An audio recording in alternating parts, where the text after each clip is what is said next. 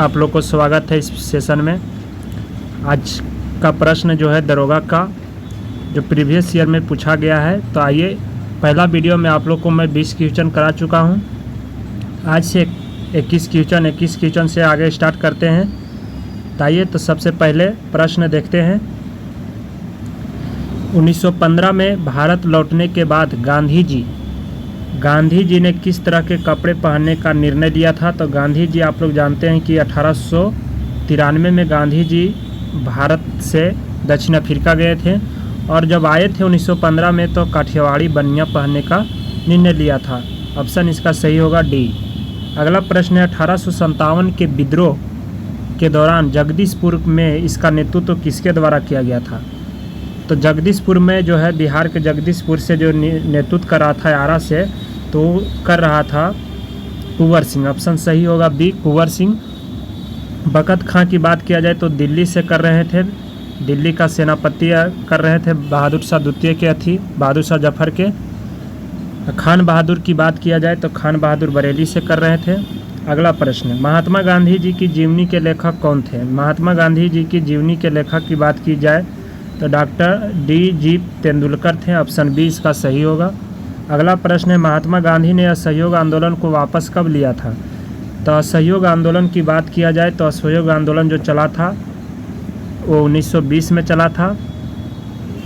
1 अगस्त 1920 को गांधी जी के द्वारा चलाया गया था असहयोग आंदोलन, और जो ये वापस ले लिया था चौरा चौरी कांड हो गया था, जिसके कारण ये वापस ले लिए थे। तो इसका सही आंसर कौन होगा।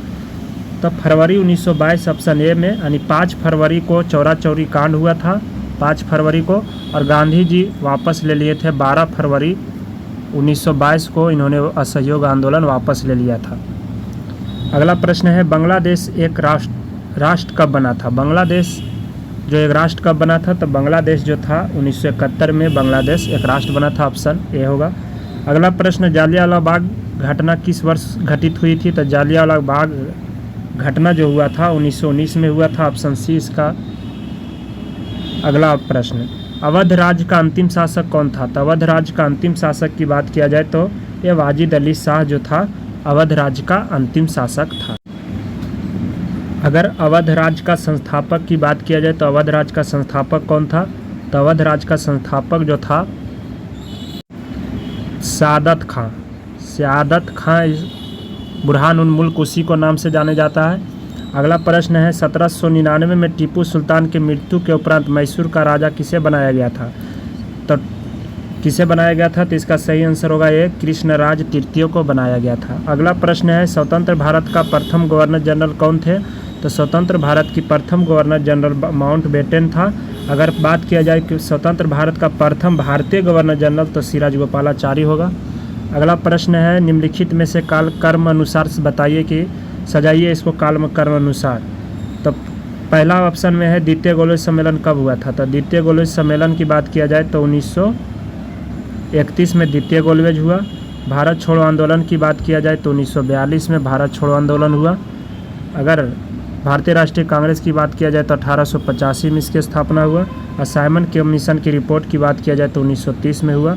तो काल कर्म के अनुसार देखिए, पहला क्या होगा, 3 होगा ऑप्शन 3 होगा भारतीय राष्ट्रीय कांग्रेस। उसके बाद कौन होगा, उसके बाद साइमन कमीशन रिपोर्ट, उसके बाद आएगा द्वितीय गोलवेज सम्मेलन, उसके बाद आएगा भारत छोड़ो आंदोलन। तो ऑप्शन बी इसका सही होगा। अगला प्रश्न 31वां नंबर प्रश्न, दक्षिण अफ्रीका में प्रवास के दौरान गांधी जी ने कौन सी पत्रिका प्रकाशन किया था।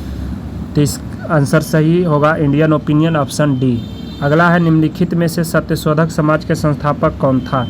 सत्यशोधक समाज की संस्थापक ज्योतिबा फुले था। सत्यशोधक समाज की स्थापना की बात किया जाए तो कब हुआ था, 1873 में। कहाँ हुआ था, तो महाराष्ट्र में हुआ था। सत्यशोधक समाज की स्थापना कहाँ हुआ, महाराष्ट्र के पुणे में हुआ था। अगला प्रश्न है, सप्त क्रांति की अवधारणा को प्रतिपादित किसने किया था। सप्त क्रांति की अवधारणा का प्रतिपादित किसने किया था। तो इसका सही आंसर होगा राम मनोहर लोहिया, ऑप्शन ए। अगला प्रश्न है, जब 1942 में अखिल भारतीय राष्ट्रीय कांग्रेस ने भारत छोड़ो आंदोलन छेड़ा था तब भारत का वायसराय कौन था? तो उस समय वायसराय की बात किया जाए तो नॉन लिलिथुओ था। कर्जन की बात किया जाए तो 1905 में जब बंगाल विभाजन हुआ था 1905 में तब था। अगला प्रश्न है, फिलिप स्प्रेट नामक अंग्रेज को गिरफ्तार किया गया था।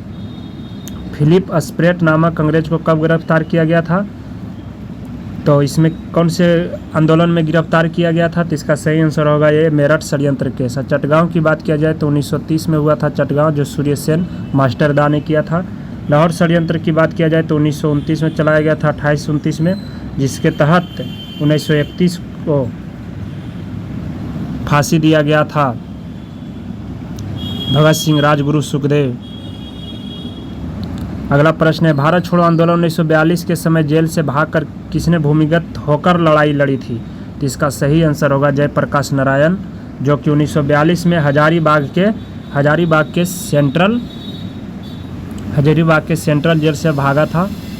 अगला प्रश्न, निम्नलिखित में से किस आंदोलन की शुरुआत नमक कानून को तोड़ने के साथ हुई? तो नमक कानून तोड़ने के साथ किसकी हुआ?